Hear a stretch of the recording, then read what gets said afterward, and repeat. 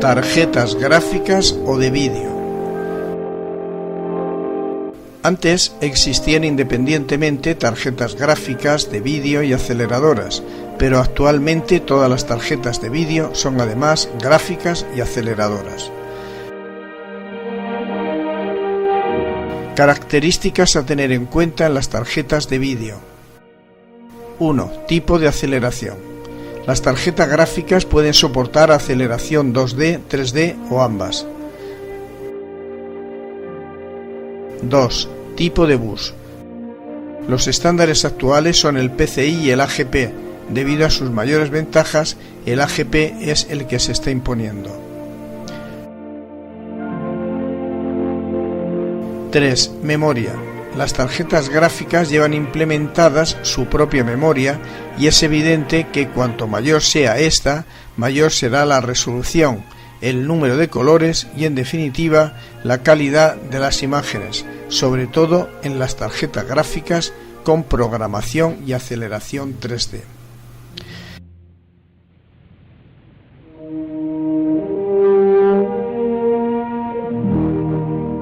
Tarjetas gráficas modernas. Introducción. Antes de describir las marcas y modelos de las principales y más modernas tarjetas gráficas, es conveniente definir algunos conceptos que figuran en las características técnicas tales como OpenGL y DirectX 9. Para la programación 3D, cada fabricante utilizaba su propia API, que es algo así como el lenguaje a utilizar para que los programas se comuniquen con el hardware. Hoy en día tan solo subsisten los tres siguientes sistemas: Glide, propio de las tarjetas Voodoo de 3DFX, DirectX 9, que es parte de las DirectX de Microsoft, y OpenGL, que es propiedad de Silicon Graphics y que hace mucho tiempo se utilizaba en las estaciones de trabajo de esta marca.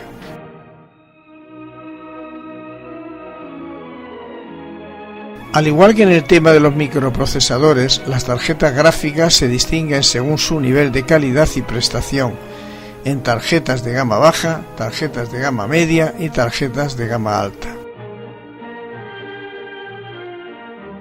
Tarjetas gráficas de gama baja. En esta gama se encuentran las tarjetas más baratas y menos potentes, recomendadas para los que no vayan a jugar mucho con ellas juegos de alta generación.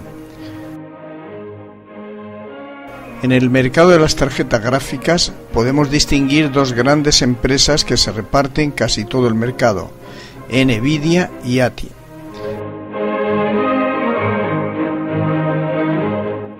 Tarjetas de gama baja Nvidia. GeForce FX 5200. Tiene un chip poco potente para los juegos de última generación, no obstante funciona perfectamente con juegos de hace un año. Suele montar 128 MB de memoria DDR, aunque pueden encontrarse con 256 MB. Tiene conexión AGP8X y soporta OpenGL 1.3 y DirectX 9.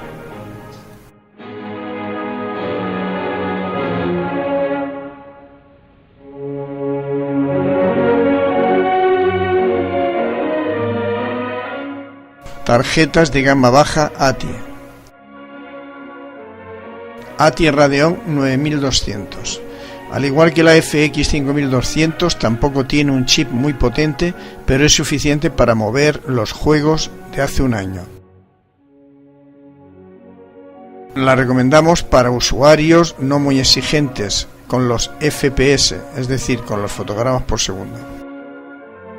Monta 128 MB DDR, es AGP8X y soporta OpenGL y DirectX 8. Tarjetas gráficas de gama media. Esta gama la recomendamos al usuario medio. Los precios de este tipo de tarjetas van desde los 140 a los 200 euros y son capaces de mover con bastante soltura juegos optimizados para DirectX 9.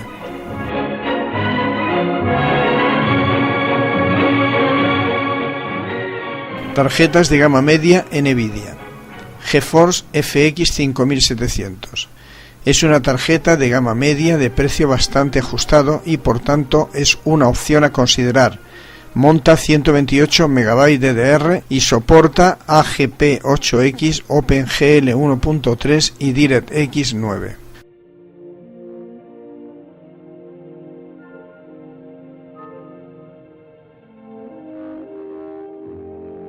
GeForce FX 5700 Ultra.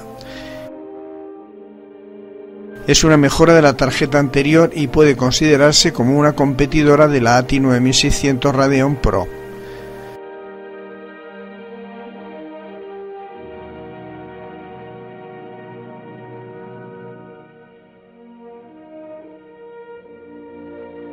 Tarjetas de gama media ATI Radeon 9600 XT.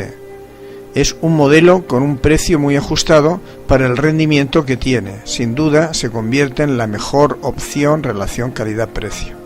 Monta 128 a 256 MB DDR y soporta AGP8X, OpenGL 1.3 y DirectX 9.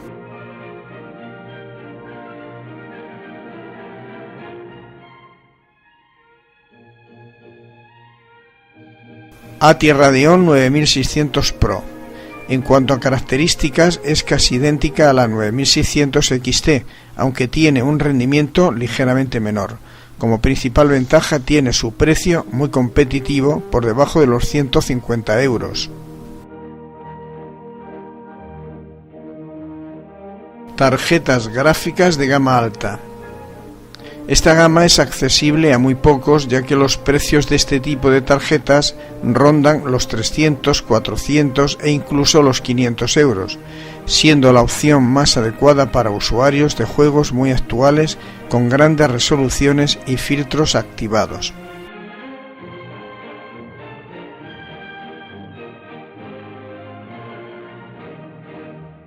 Tarjetas de gama alta NVIDIA. GeForce FX 5950 Ultra. Tiene una frecuencia de reloj de 520 MHz, 8 píxeles Pineline, 256 DDR o DDR2 a 950 MHz y por supuesto soporta AGP8X, OpenGL y DirectX 9.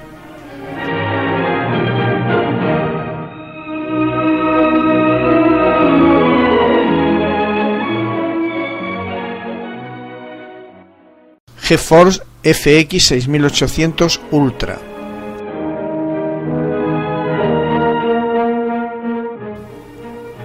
Es lo último que ha sacado NVIDIA hasta el momento y su rendimiento es tan espectacular como su precio. Incluye memoria GDDR3 de última generación, soporta OpenGL 1.5, DirectX 9 y AGP8X, además de PCI Express 16X. Está fabricada con tecnología de 0.13 micras.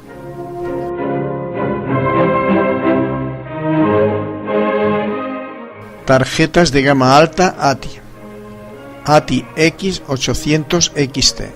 Incorpora el chip gráfico X800, la última tecnología de ATI. Su frecuencia de reloj es de 900 MHz. Utiliza memoria GDDR3 a 1 GHz. Tiene 256 MB. Soporta AGP8X, OpenGL y DirectX 9.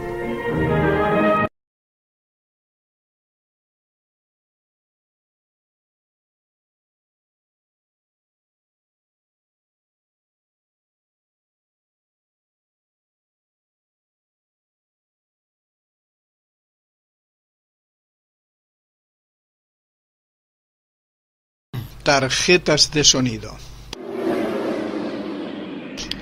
¿Qué es una tarjeta de sonido? A grosso modo, cualquiera puede entender que una tarjeta de sonido es un componente más dentro del hardware de un ordenador que nos permite escuchar, grabar, procesar y en general utilizar sonido, ya sea música, efectos, etc. en nuestro PC. Pero para profundizar más en el estudio de las tarjetas de sonido, vamos a aclarar las siguientes cuestiones.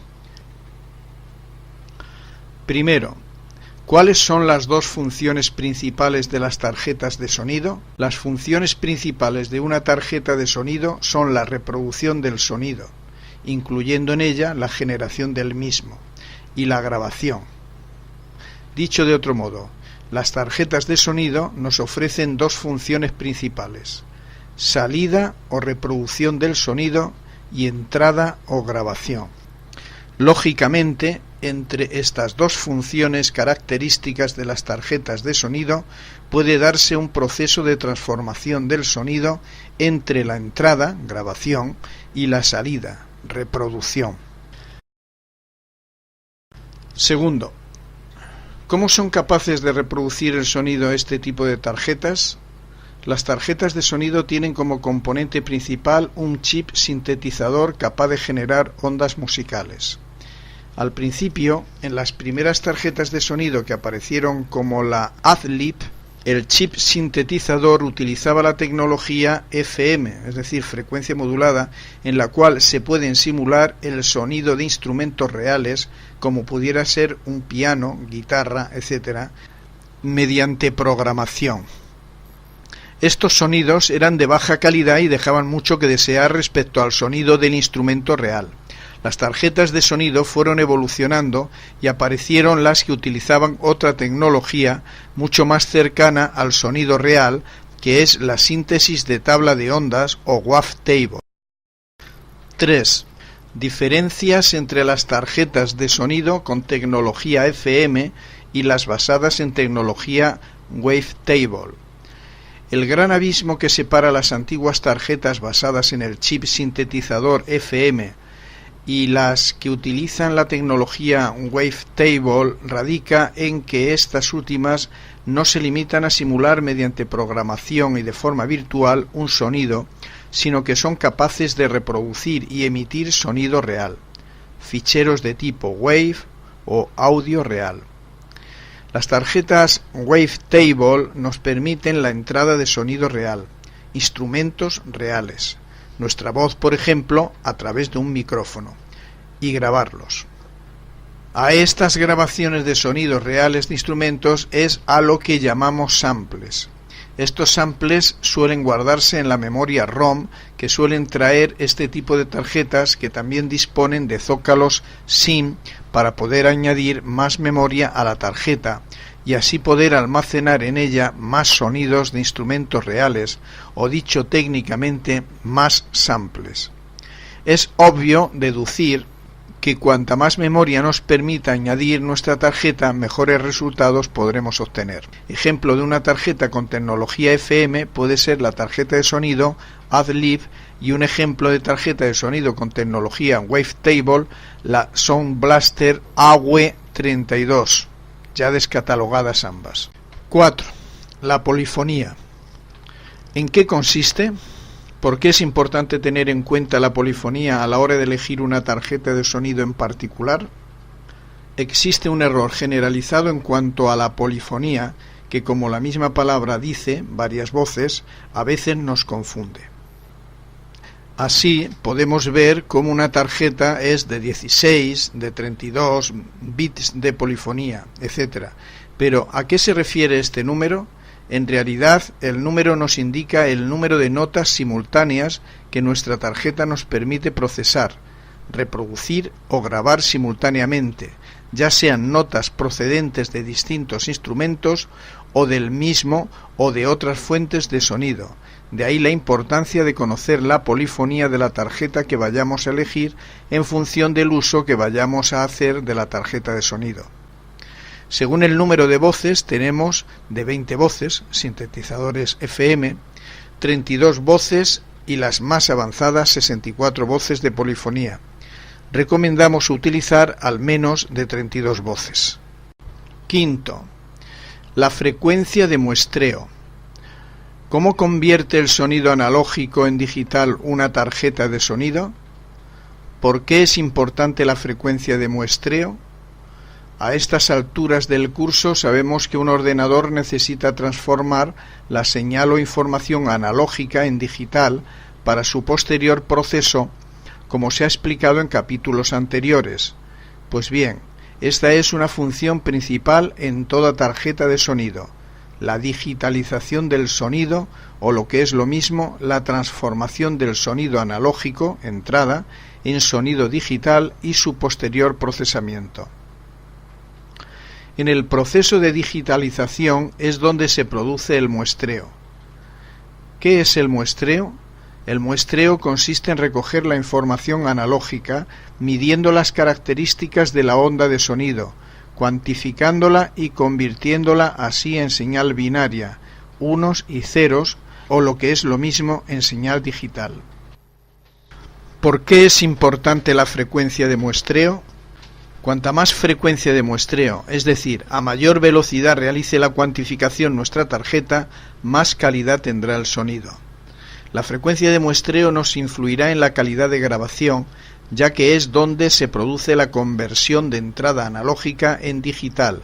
Por ello, si queremos tener más calidad en nuestras grabaciones, tendremos que utilizar tarjetas de sonido con mayor frecuencia de muestreo. ¿Qué frecuencia de muestreo es la mínima que necesitaré? Todo depende del uso que se dé a la tarjeta de sonido, pero lo normal es trabajar con frecuencias de muestreo de 44,1 kHz, que equivale a calidad de un CD. 6. Dos conceptos importantes a tener en cuenta: half duplex y full duplex. Debemos tener muy en cuenta estos dos conceptos antes de decantarnos por una u otra tarjeta de sonido, sobre todo si nuestra afición es la de crear nuestras propias composiciones musicales, así como si queremos incorporar distintas pistas de sonido, bandas sonoras a películas, voz en off, etc. Half duplex. Las tarjetas con este sistema no nos permiten grabar y escuchar simultáneamente. No son capaces de recibir y enviar señal de audio a la vez, lo cual nos impide escuchar pistas de sonido como un fondo musical a la vez que grabamos nuestra voz, por ejemplo. Full duplex. Este tipo de tarjetas nos permiten en cambio grabar y escuchar simultáneamente distintos sonidos, pudiendo en este caso escuchar un fondo musical o playback anteriormente grabado a la vez que grabamos una nueva pista de sonido. 7. Tarjetas con sonido 3D. SRS, Surround Sound, Dolby Pro Logic o Q-Sound y efectos de sonido DSP y ASP, EAX, etc. En la actualidad estamos todos ya acostumbrados, gracias al cine, a las películas en DVD, etc., al sonido Surround, Dolby, etc., y a los increíbles efectos de perspectiva sonora tridimensional, ampliando el campo estéreo, dándole más profundidad, que nos hacen escuchar el sonido como si estuviésemos dentro de la película, simulando distintas salas como un auditorio, estudio, etc. La mayoría de los juegos actuales ya vienen optimizados y diseñados para emplear estas tecnologías, para lo cual necesitaremos tarjetas de sonido que dispongan de sonido 3D y del tipo Surround Sound, Dolby Pro Logic, Q-Sound. Tarjetas con el chip de procesador digital de señales, DSP, Digital Signal Processor, nos permiten obtener efectos de reverb, reverberación, delay, eco, chorus, coro, flanger, etc. a nuestras grabaciones y sonidos. Tarjetas que disponen de estas tecnologías tenemos la Sound Blaster Audigy 2ZS, por ejemplo. 8. Conectores de la tarjeta de sonido. Debemos tener en cuenta también los conectores de la tarjeta y sus posteriores usos a la hora de decidirnos por cuál usar. Conectores del tipo RCA, ópticos, etc. y el número de salidas y entradas de la tarjeta. Entradas como entrada de línea, input line, entrada de micro, input micro, entrada audio CD digital, entradas auxiliares, salidas de línea, frontal, posterior, estéreo, sonido envolvente 3D tipo 5.1, 6.1, 7.1, salida de cascos, puerto joystick para usar un teclado maestro MIDI o joystick para juegos. 9. Puertos de la tarjeta de sonido. Puerto MIDI y puerto IDE. El puerto MIDI. El puerto MIDI, que incluyen las tarjetas de sonido, se utiliza para conectar instrumentos MIDI como teclados, maestros, pianos y teclados MIDI, procesadores de efectos, instrumentos con pastillas o conversores MIDI, y también conectar el joystick. Puerto IDE. Actualmente muchas tarjetas de sonido tienen conexión IDE. Este tipo de conexión es la que utilizan la mayoría de los lectores de CD-ROM, y aunque existen ordenadores como los Pentium que incluyen 2 puertos IDE, si nuestro PC es inferior tendrá solo un puerto IDE, para lo cual nos vendrá muy bien disponer de un segundo puerto IDE gracias a la tarjeta de sonido que lo incluya. Tarjetas de sonido actuales. La gama Sound Blaster Audigy. Las tarjetas Audigy 2 se ven superadas con las 2 primeras soluciones del mercado 7.1 con certificación THX, que son la Sound Blaster Audigy 2 ZS y la Sound Blaster Audigy 2 ZS Platinum Pro. Incorporan tecnología Advanced HD de 24 bits con una SNR de 108 decibelios. Gracias a esta es posible grabar y reproducir sonidos en alta fidelidad y sonido surround, Dolby y Digital EX y DTS-ES en los juegos y en las películas. Asimismo son compatibles con Windows Media 9, reproduciendo DVD audio y DVD audio resolution, eliminación de ruidos, ecualización del volumen, etc.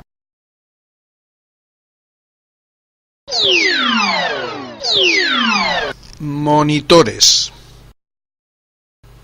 Concepto de monitor. El monitor es un periférico de salida que nos permite comunicarnos con el ordenador de forma visual. Tipos de monitores. Los monitores, de acuerdo con las últimas tecnologías, pueden dividirse en 2 grandes grupos. A. Los CRT o tubos convencionales de rayos catódicos, y B. Los LCD, monitores de cristal líquido, dentro de los cuales nos encontramos con las actuales pantallas planas TFT. Los monitores tipo LCD se empezaron a utilizar en portátiles. Hoy en día podemos disfrutar de ellos como monitores de sobremesa extraplanos e incluso como aparatos de TV de pantalla plana. Conceptos y características a tener en cuenta a la hora de elegir un monitor. 1. Tamaño. El tamaño de un monitor se establece por convenio, que es la medida expresada en pulgadas de una de sus diagonales. Los tamaños que se utilizan actualmente son de 17 pulgadas para los monitores CRT y de 15 pulgadas para los TFT, aunque estos últimos ya van popularizando su precio y podemos encontrar buenas ofertas relación calidad-precio en monitores TFT de 17 pulgadas.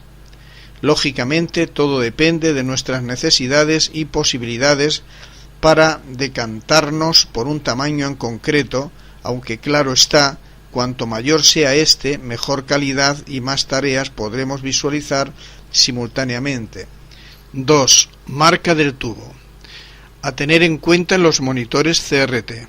Cada fabricante aporta sus peculiaridades. Conociendo la marca, conoceremos la calidad del monitor. Fabricantes importantes de tubos CRT son Sony, Philips, Mitsubishi, NEC, etc. 3. Tamaño del punto. No hay que confundir con píxel.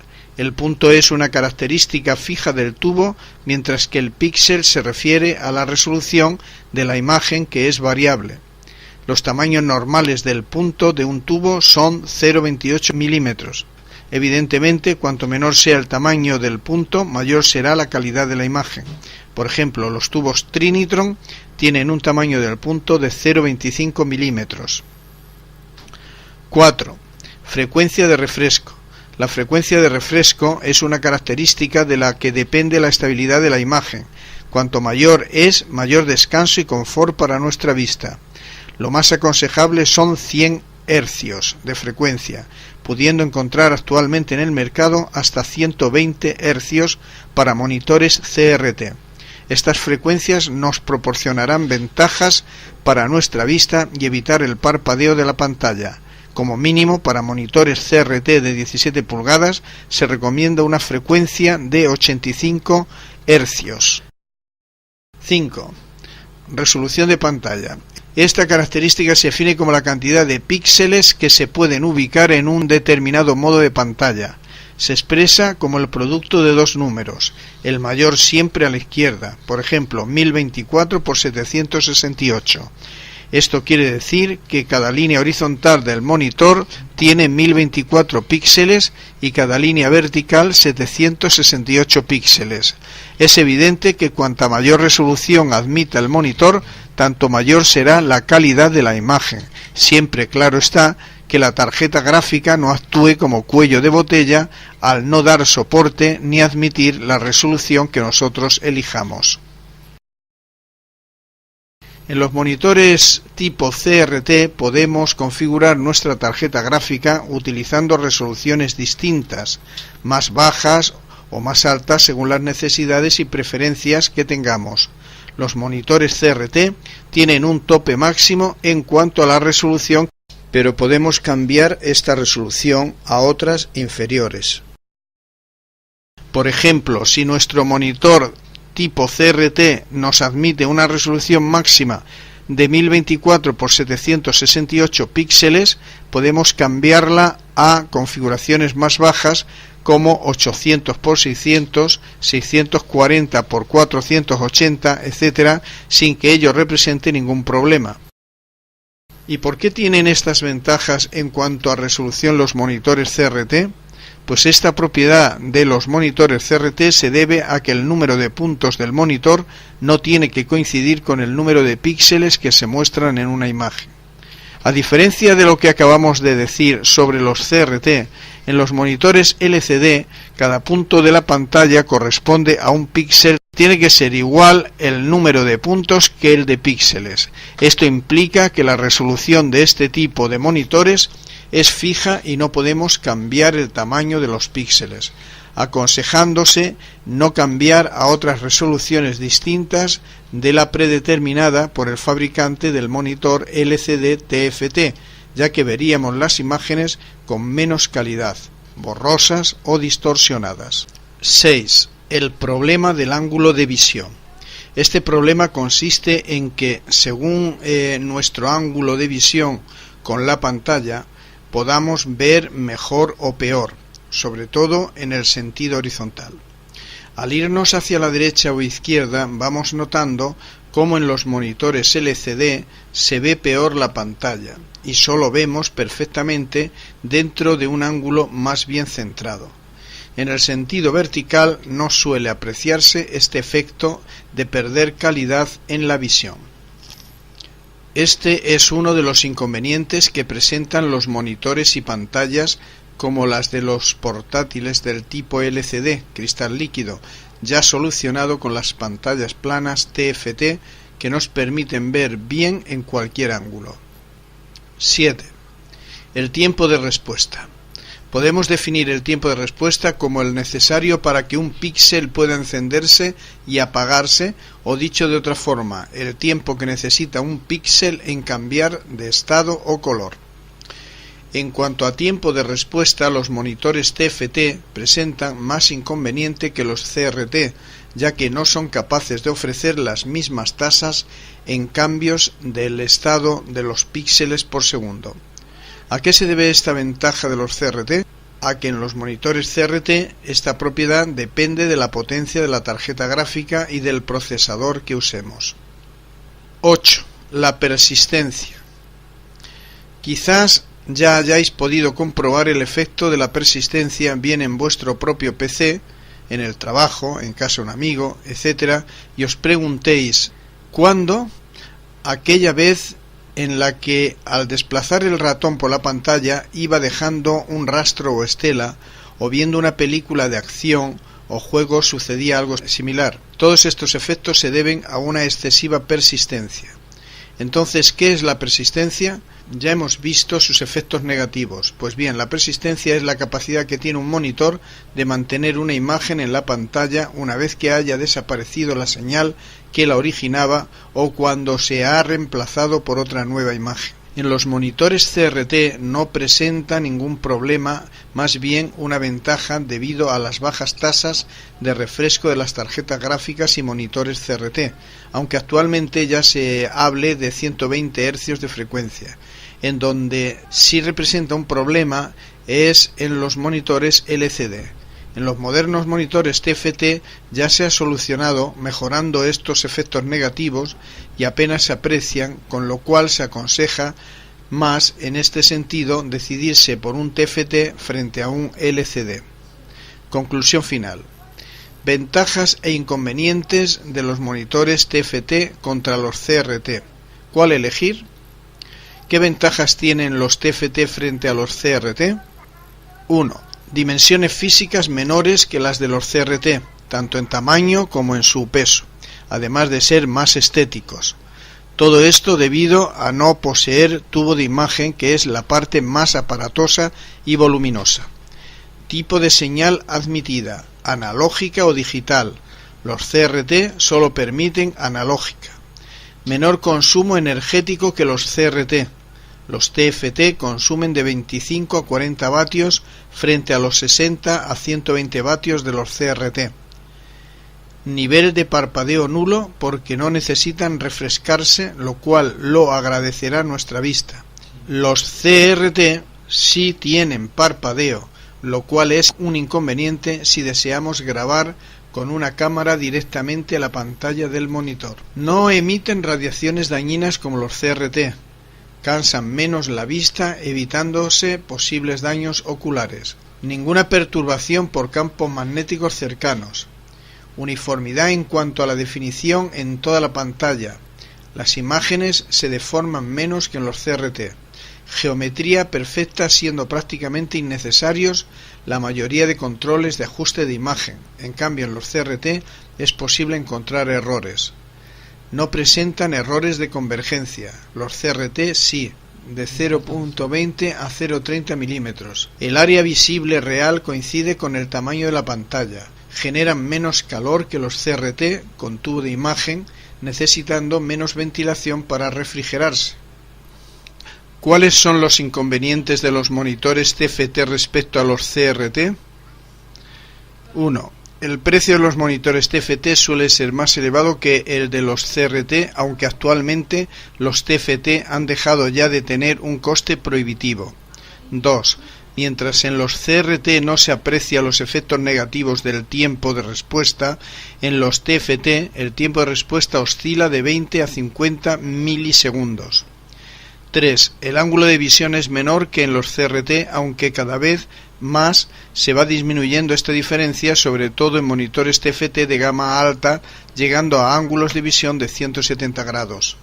4. La calidad del color y la gama, que es la percepción correcta del tono correcto del color, en los LCD TFT no es muy buena ni fiable. Además, los monitores TFT ofrecen 16 millones de colores, pero esto no es real en la práctica, por lo cual no son recomendados para trabajos de edición de vídeo, retoque fotográfico, etc. En cambio, la calidad que ofrecen los CRT es muy buena para este tipo de aplicaciones.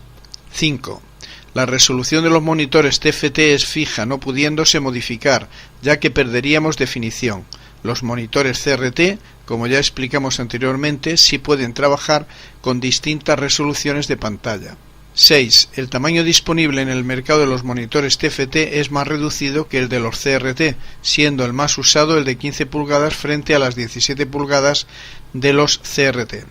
Todo debido a su precio. Poco a poco esta diferencia se va reduciendo y si valoramos las ventajas de los TFT por unos 100 euros más de lo que nos costaría un CRT de 17 pulgadas, podemos conseguir un TFT de las mismas pulgadas.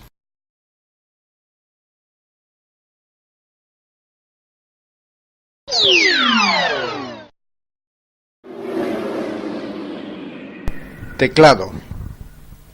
El teclado junto con el ratón es un periférico de entrada esencial e indispensable que nos permite interactuar con nuestro ordenador. Los teclados pueden ser de membrana o mecánicos, estos últimos son los mejores. Las formas son muy variadas, habiendo aparecido ya los teclados ergonómicos que están especialmente diseñados para reducir el cansancio. Si se usa mucho el teclado es preciso no regatear y comprar un buen teclado. La última generación de teclados son los inalámbricos. Características a tener en cuenta al valorar un teclado. 1.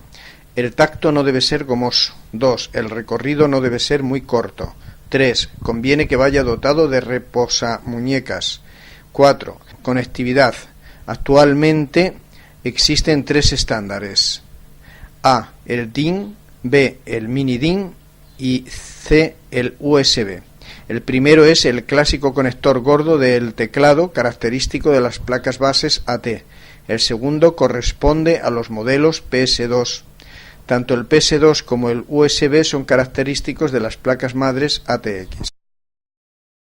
El ratón. El ratón es un periférico de entrada que hoy día se ha hecho casi indispensable. Su funcionamiento se basa en que este dispositivo está capacitado para detectar el movimiento relativo y traducirlo a posiciones absolutas en la pantalla del monitor. Hay ratones con 3 botones, pero en la actualidad la mayoría tienen 2 y de estos el que más se utiliza es el botón izquierdo. Por el modo de detectar el movimiento relativo, los ratones pueden ser 1. Mecánicos, 2. Ópticos y 3. de trackball. Los mecánicos disponen de una bola que al deslizar sobre la base, generalmente una alfombrilla, gira y en su giro mueve 2 sensores. Los ópticos cuentan con un sensor óptico que detecta el movimiento relativo y los trackball tienen una bola, pero que a diferencia de los mecánicos, la bola se mueve con la mano. En cuanto a conectividad, todavía, aunque se está imponiendo el PS2 y el USB, existen ratones serie. Últimamente se están comercializando también los ratones inalámbricos.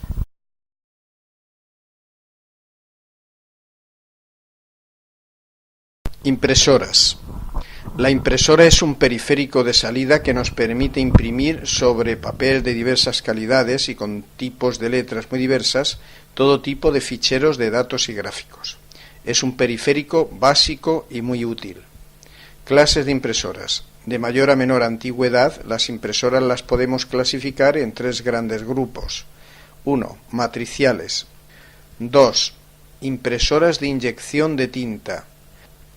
3. Impresoras láser. 1. Matriciales. Han sido muy utilizadas, pero en la actualidad solo en casos contados se siguen utilizando, ya que tienen una ventaja que las modernas impresoras de inyección y láser no tienen. Esta cualidad consiste en que pueden sacar varias copias a la vez e incluso en diferentes impresos copiativos. Las principales características de estas impresoras son A. La velocidad de impresión, que se mide en CPS, es decir, en caracteres por segundo. B. La calidad, que depende del número de agujas. Este número puede variar de 8 a 24, siendo lógicamente de mayor calidad cuanto mayor es el número de agujas. Sus principales inconvenientes son el alto nivel de ruido y la poca resolución. 2. Impresoras de inyección de tinta. Hoy día son las más utilizadas por su relación calidad-precio.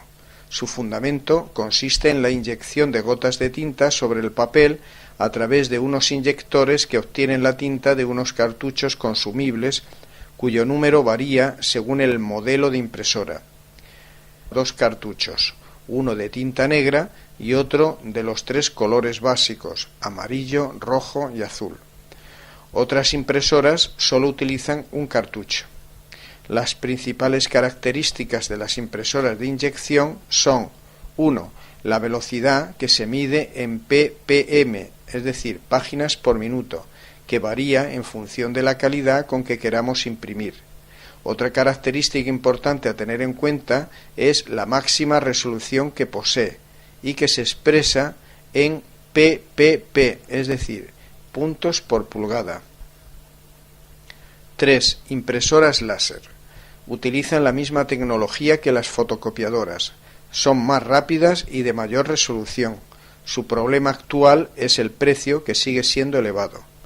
Fabricantes importantes de impresoras son Epson, HP, Hewlett Packard, Canon, etc.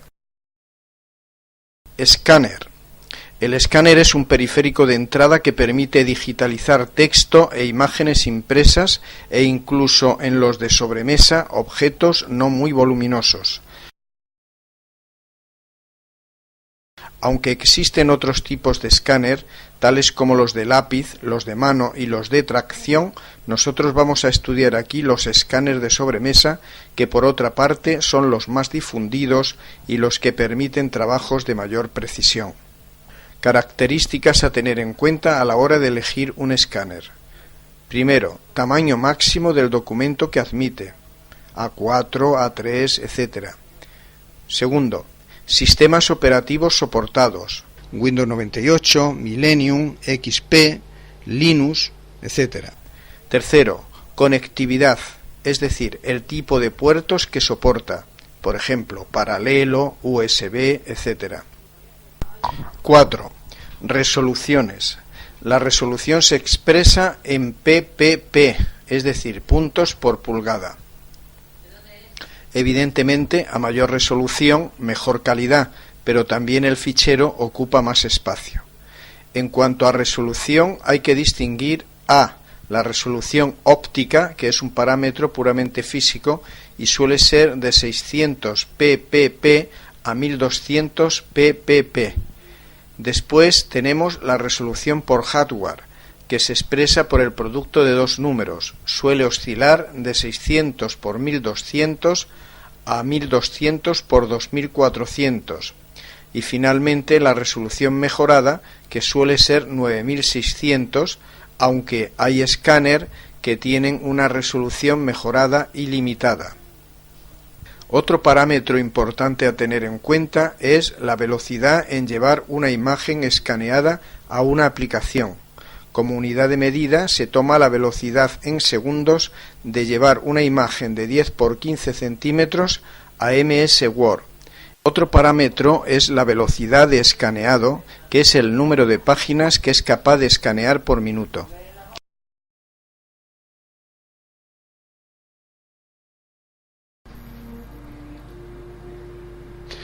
Montaje y desmontaje paso a paso de varios ordenadores. En esta actualización 2004 vamos a describir de forma audiovisual y detalladamente el desmontaje y montaje paso a paso de los ordenadores siguientes. 1. AMD Athlon 900 MHz. 2. Pentium 4 de 1,7 GHz normal. 3. Pentium 4 de 1,7 GHz, incluyendo modding y refrigeración líquida.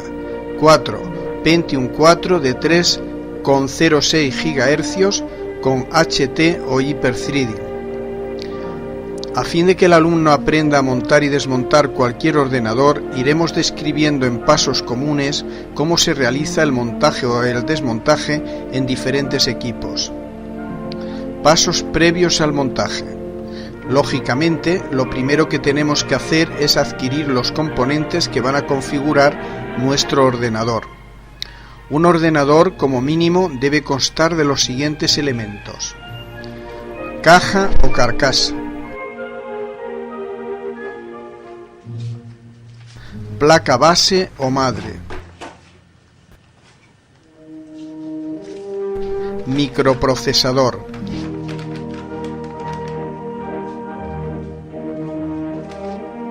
memoria o memorias de trabajo, tarjeta gráfica AGP o integrada,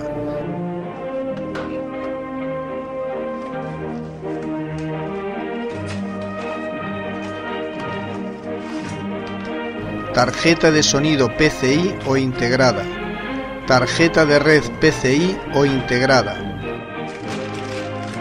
disquetera de 3,5 pulgadas, disco duro,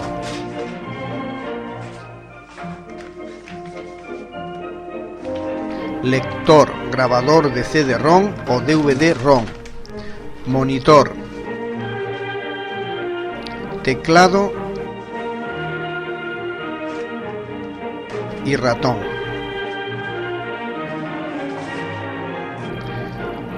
Podemos ampliarlo instalando una segunda unidad de disco duro, una tarjeta capturadora de vídeo, un escáner, una impresora, etc.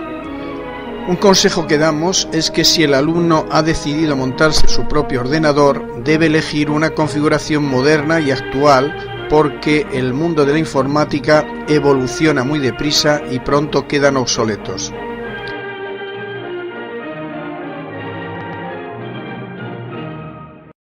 Paso 1. Preparación de la caja o carcasa.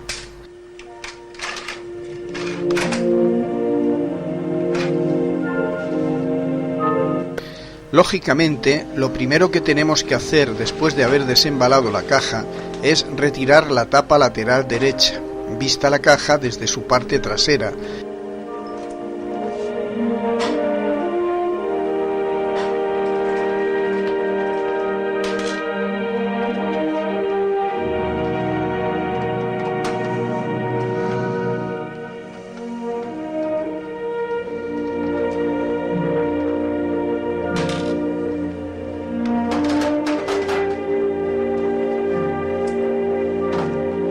La caja o carcasa debe contener en su interior 1.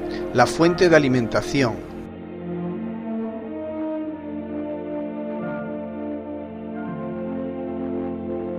2. El altavoz o speaker,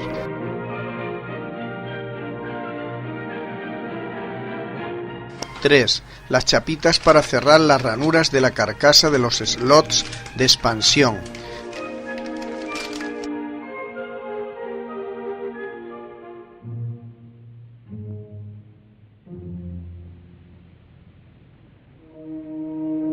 4. La tornillería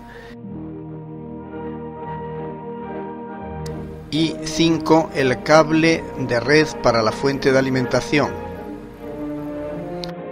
A continuación retiraremos las chapitas troqueladas correspondientes a la ranura AGP y a las ranuras PCI de las tarjetas de expansión que tengamos previsto insertar.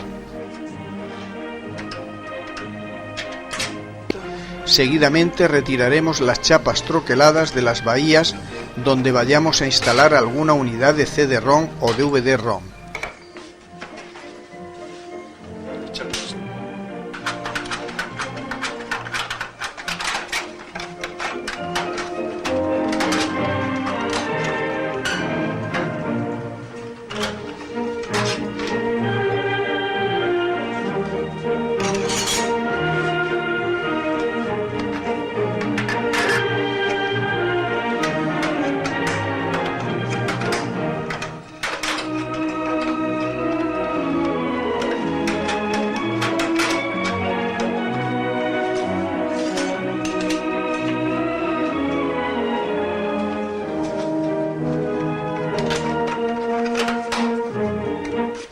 Ahora retiraremos la tapa izquierda de la caja o carcasa para que en los siguientes pasos de la instalación tengamos fácil acceso a todos los componentes, ya que algunos requerirán ser atornillados por ambos lados.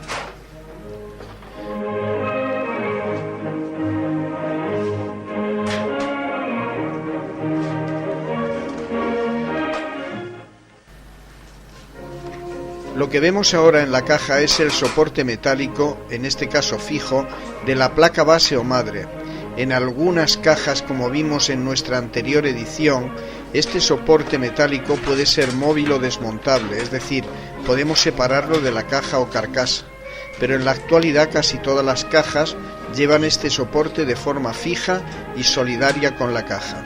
Finalmente atornillaremos en la tapa de la caja que va a servir de soporte a la placa base los tornillos macho-hembra que nos permitirán fijar la placa base o madre a la caja o carcasa.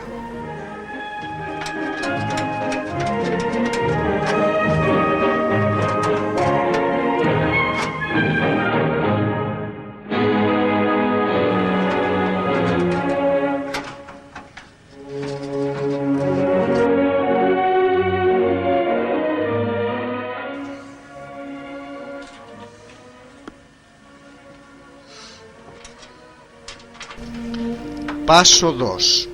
Acoplamiento de la placa base o madre a la caja o carcasa.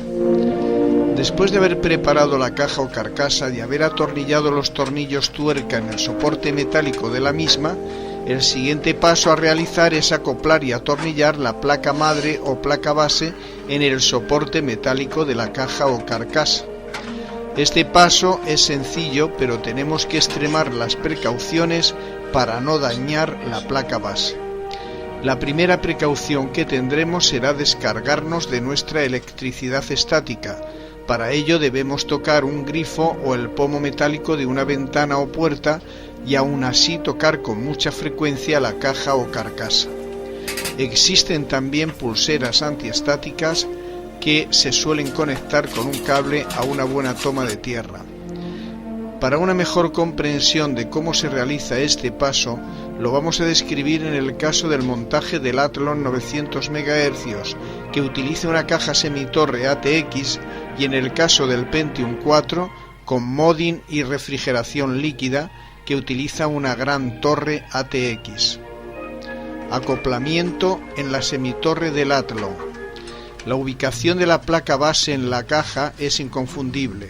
Solo se puede acoplar en el lugar destinado para la misma en la caja o carcasa. Para ubicar correctamente la placa base en la caja nos fijaremos fundamentalmente en dos aspectos o características. Primera, como ya pudimos comprobar al estudiar las placas bases o madres, existen en estas los puertos PS2, USB, serie, paralelo, etc., en uno de los bordes de las placas bases. En la caja existen unas ventanitas o ranuras para que dichos puertos asomen al exterior. Pues bien, tenemos que hacer coincidir con exactitud estos puertos de la placa base con las ventanitas o ranuras que lleva la caja o carcasa.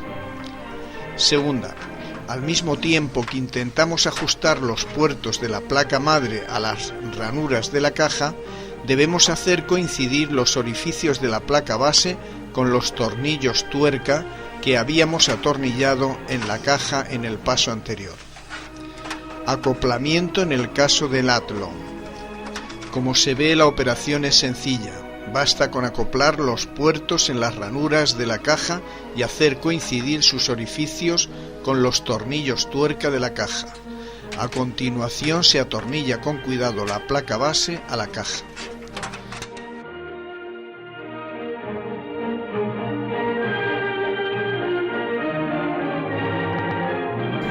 Acoplamiento en el caso del Pentium 4.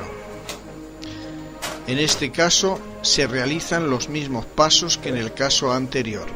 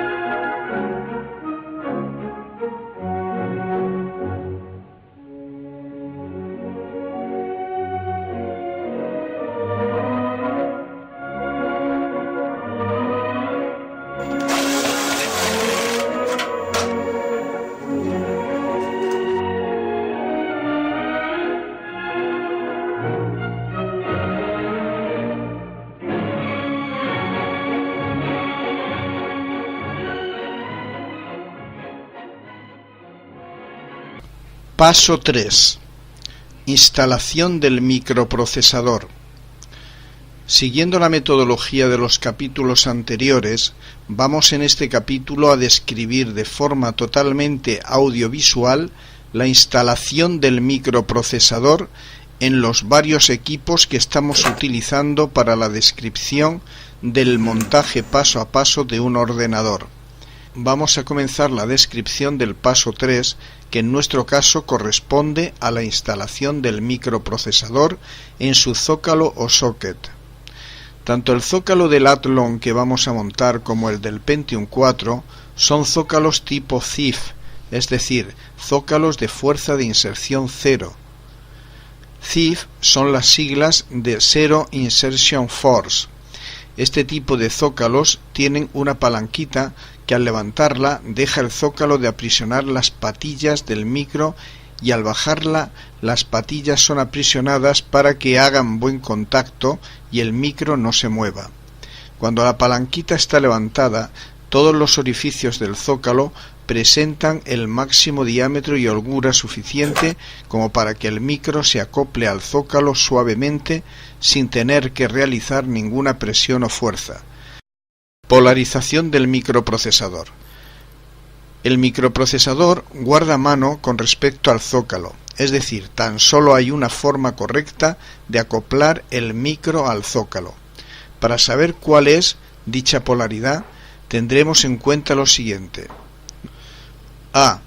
En el microprocesador la polaridad viene marcada unas veces según el modelo de micro con un solo chaflán en una de sus esquinas.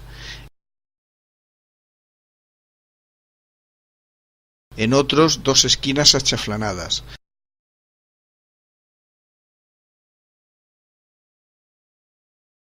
Además de los chaflanes, suelen tener un punto o una rayita.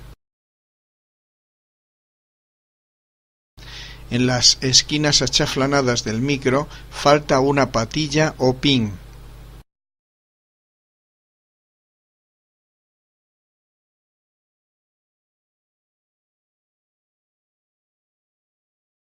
B.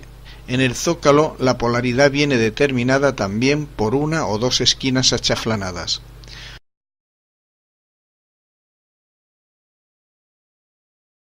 Obviamente, la forma correcta de presentar el micro al zócalo será haciendo coincidir las esquinas achaflanadas del micro y del zócalo. En estas condiciones se produce el correcto alineamiento de las patillas o pines del micro con los orificios del zócalo.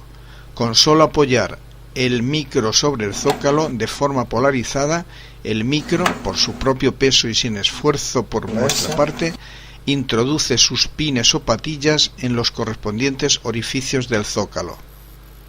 Una vez que comprobamos que el micro se ha acoplado bien, es decir, todos los pines se han introducido en los orificios del zócalo y la base del micro contacta con la base del zócalo, es el momento de fijar el micro al zócalo.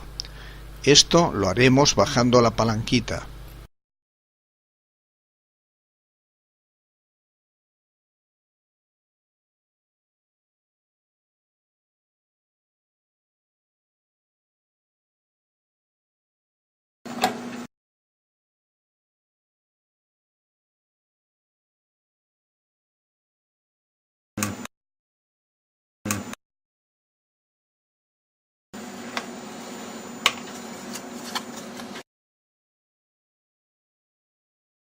A continuación, aplicaremos sobre la superficie del micro que va a contactar con la superficie del disipador de calor una fina capa de pasta difusora para facilitar la transmisión del calor del micro hacia el disipador.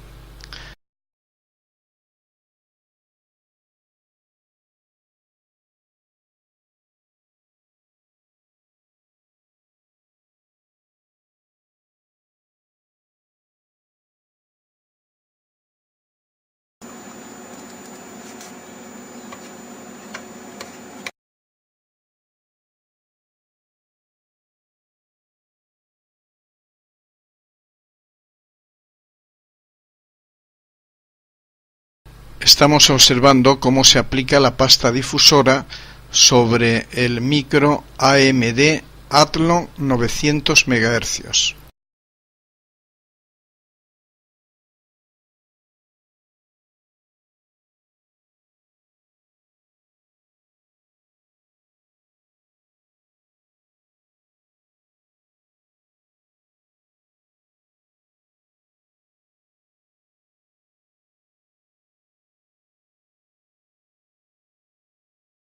Si no colocáramos ningún tipo de refrigeración, el micro se achicharraría a los pocos minutos de arrancar el ordenador. Por eso, en el mismo paso de la instalación del micro, debemos describir la instalación del dispositivo de refrigeración. Normalmente, en la mayoría de los equipos, el micro se refrigera mediante el llamado disipador-ventilador. El disipador suele ser un bloque de aluminio con ranuras o aletas que, por ser muy buen conductor del calor, roba o disipa el exceso de calor al micro. Para aumentar su rendimiento, el disipador lleva un ventilador que con su flujo de aire enfría a su vez al disipador. Como sabemos por física, el calor se propaga siempre del foco más caliente al foco más frío. En nuestro caso, el foco más caliente es el micro, después el disipador y finalmente el aire del ventilador. De esta manera, el calor se transmite del micro al disipador por contacto directo a través de la pasta difusora.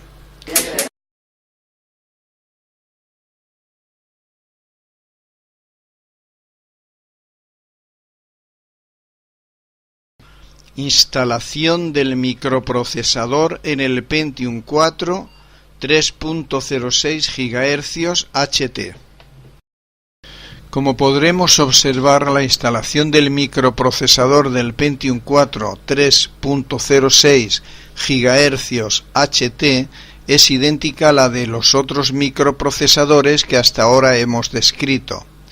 En primer lugar, nos fijaremos en la polaridad del micro.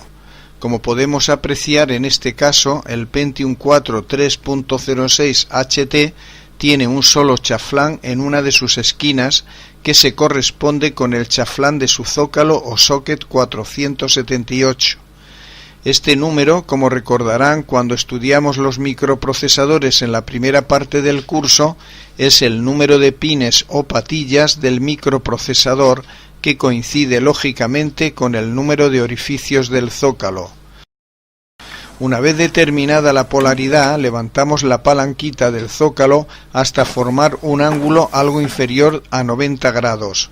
Con esto, los orificios del zócalo quedan abiertos y dispuestos para que, una vez apoyado el micro debidamente polarizado, se acople por su propio peso.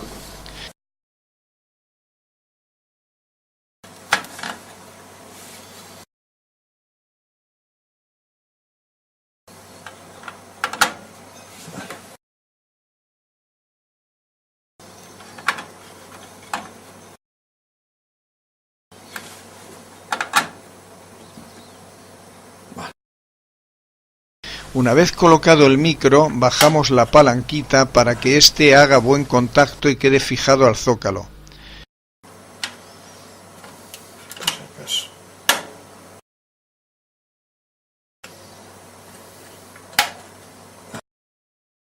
Al igual que en los casos anteriores, aplicaremos sobre la superficie del micro la pasta difusora que, como ya vimos, tiene por objeto facilitar la transmisión del calor del micro al disipador.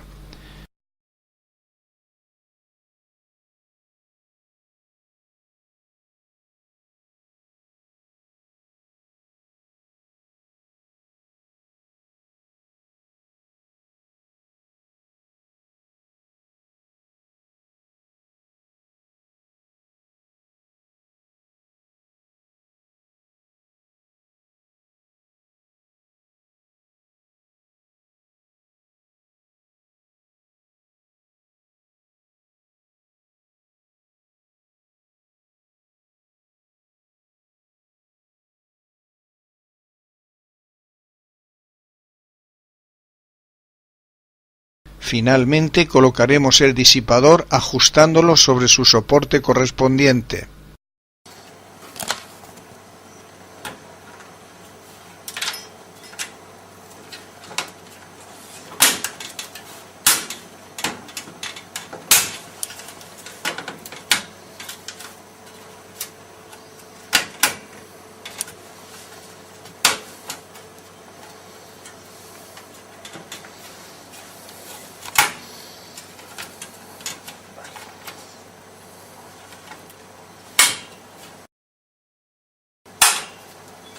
Vale.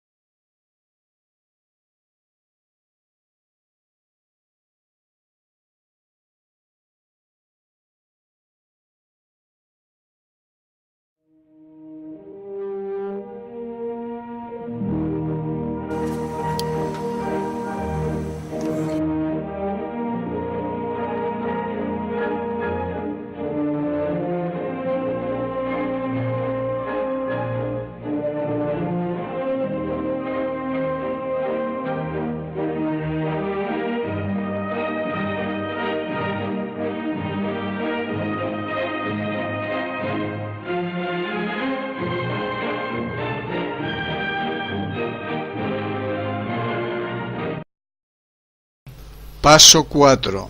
Inserción de las memorias de trabajo. Instalación de las memorias en el AMD Athlon 900 MHz. Como podemos observar en las imágenes, la inserción de los módulos de memoria en sus correspondientes bancos no presenta ninguna dificultad. Si observa en su manual la placa base, podrá comprobar que existen normalmente 3 bancos de memoria. Estos bancos van numerados y debemos ir ocupando dichos bancos comenzando desde el banco 1. No podemos insertar módulos en bancos de numeración superior habiendo dejado vacío alguno anterior. Por ejemplo, sería incorrecto y no funcionaría la memoria si insertamos los 2 módulos nuestros en los bancos 2 y 3 dejando libre el número 1. Por consiguiente, lo primero que tenemos que averiguar es el número de orden de los bancos de memoria consultando el manual de la placa base. Otro detalle que debemos tener en cuenta es la polaridad que tiene cada módulo de memoria, es decir, el módulo de memoria tan solo se puede instalar en el banco de una forma correcta, y esta consiste en presentar el módulo en el banco con su polaridad adecuada. Para averiguar esta polaridad debemos fijarnos en las muescas practicadas en la base inferior de cada módulo. Generalmente hay una muesca que divide los pines del módulo en 2 segmentos de distinta longitud. En el banco existe la misma división y la forma correcta de insertar la memoria es hacer coincidir dichos segmentos. Por ejemplo, sería erróneo y no nos permitiría insertar la memoria sin esta coincidencia, ya que físicamente es imposible a no ser que la forcemos hasta tal extremo que rompamos el módulo. También podemos observar en los módulos que llevan unas muescas en sus laterales para su correcta fijación en el banco mediante las pinzas o pestañas. En nuestro equipo hemos instalado 2 módulos de memoria DIMM SDRAM de 512 MB PC133 y lógicamente los hemos instalado en los bancos de memoria número 1 y número 2, en el caso del AMD Athlon 900 MHz. La forma correcta y práctica de insertar dichos módulos es la siguiente. Primero, en primer lugar abrimos las pestañas laterales que lleva cada banco de memoria. Segundo, presentamos el módulo en el banco debidamente polarizado e introduciendo las esquinas inferiores en las ranuras que llevan las pinzas o pestañas. Y 3. Ejercemos con los 2 dedos pulgares aplicados sobre el borde superior del módulo una fuerza vertical y hacia abajo hasta que el módulo quede perfectamente encajado y las pestañas se plieguen sobre el módulo ajustándolo. Instalación de las memorias en el Pentium 4 1.7 GHz.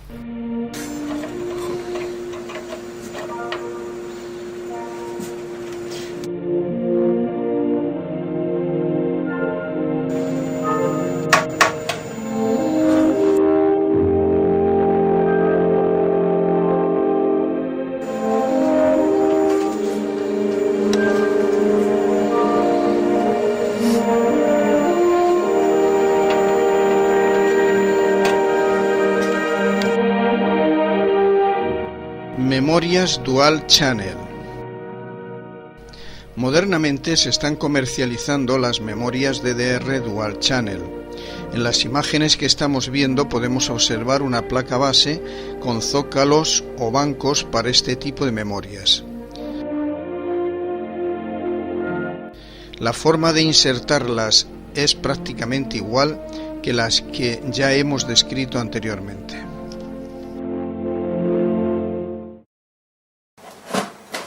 Paso 5. Instalación de la disquetera.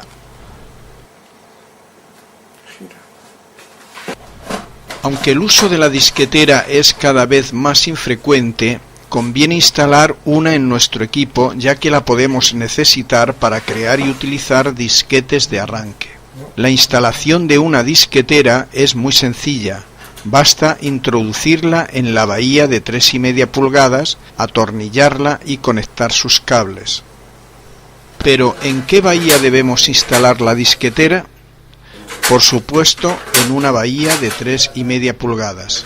Una caja semitorre ATX suele llevar 3 bahías de 3,5 pulgadas. ¿Podemos instalarla en cualquiera de ellas? Eso depende de cómo esté diseñado el frontal de la caja o carcasa.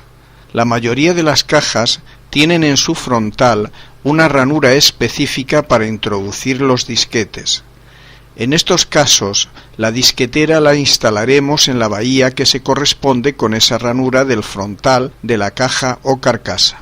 En otros casos menos frecuentes, las bahías de 3,5 pulgadas comunican con el exterior a través del frontal de la caja. En este último caso, podemos ubicar la disquetera en cualquiera de ellas. ¿Por dónde debemos introducir la disquetera en su bahía? Igualmente depende del tipo del diseño de frontal de la caja. Si la caja tiene en su frontal una ranura específica para la disquetera, es obvio que tendremos que introducir la disquetera en su bahía por el interior de la caja, ya que a través de la ranura es imposible, pues a través de dicha ranura tan solo puede entrar el disquete. En las cajas en que no exista ranura específica en el frontal de la misma, la introducción de la disquetera se suele hacer desde el exterior, aunque no existe ningún inconveniente en hacerlo también desde el interior.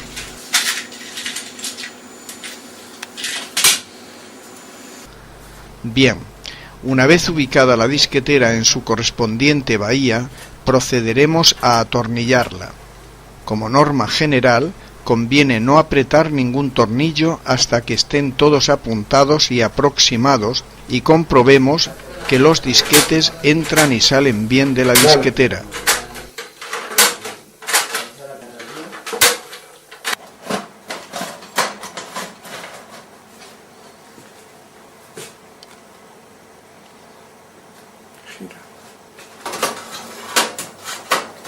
Paso 6. Instalación del disco duro. ¿Qué es lo primero que tenemos que hacer antes de introducir el disco duro en su bahía? Lo primero que tenemos que hacer es configurarlo como maestro o esclavo, mediante el jumper o puente que lleva en su parte posterior. Dado que el jumper o puente es una piececita muy pequeña, conviene auxiliarse de unas pinzas para retirarlo y pincharlo.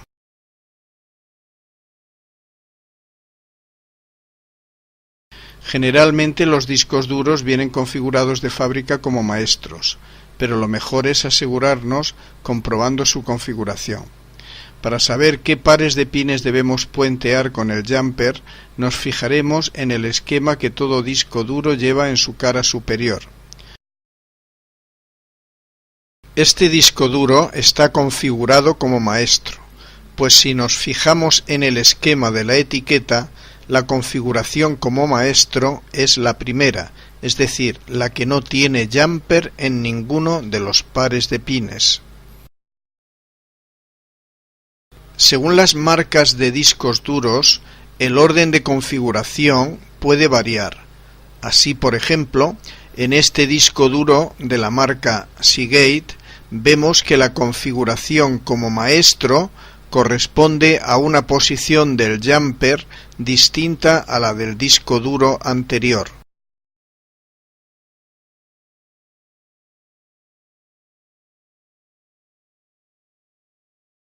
Si solo se va a usar un disco duro en el ordenador, debe estar configurado como máster o maestro y mediante su cable plano conectarlo al ID1.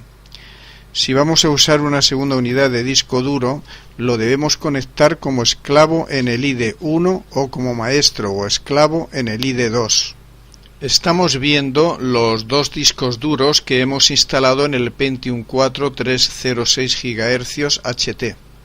Queremos que se fijen en la forma en que está conectado el cable plano o cinta bus. Vemos que los dos discos duros están conectados con el mismo cable plano o cinta bus. El disco superior es el maestro y está conectado en el conector extremo del cable. El segundo disco duro está conectado como esclavo y por ello se conecta con el conector intermedio del cable.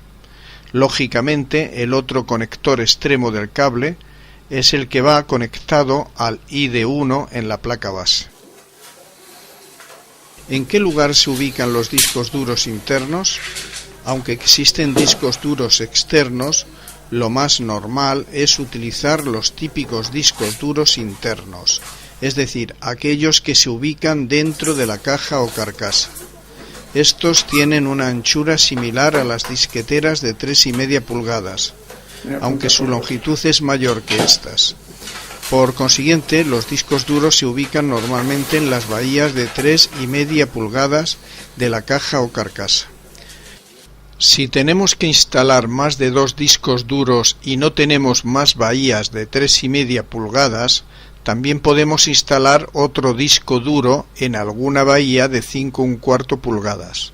Para ello es preciso utilizar unos adaptadores que son unas piezas en U con ranuras y orificios roscados.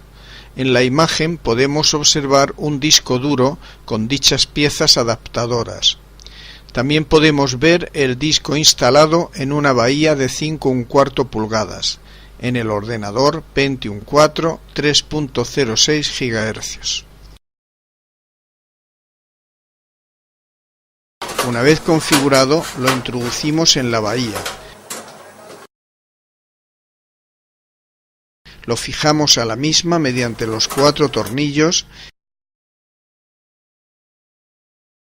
y finalmente conectamos los cables planos o cintas buses y el conector de alimentación y de power. Esto último lo explicaremos y veremos audiovisualmente en el capítulo dedicado a las conexiones de los cables planos o cintas buses y a la conexión de los conectores de la fuente de alimentación.